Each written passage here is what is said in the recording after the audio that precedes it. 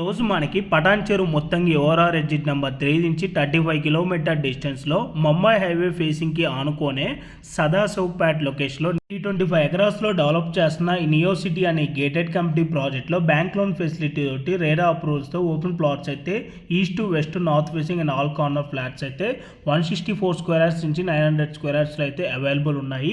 మనకి ఇక్కడ వచ్చేసి 20 ఎకరాస్లో మనకి కంప్లీట్గా విల్లాస్ అయితే కన్స్ట్రక్షన్ చేయబోతున్నారు. ఈచ్ ప్లాట్కి బౌండరీ స్టోన్స్ ఉంటాయి, సీసీ రోడ్స్ ఉంటాయి, water connection, plantation, under ground drainage city, electricity, over head water tank ఉంటుంది.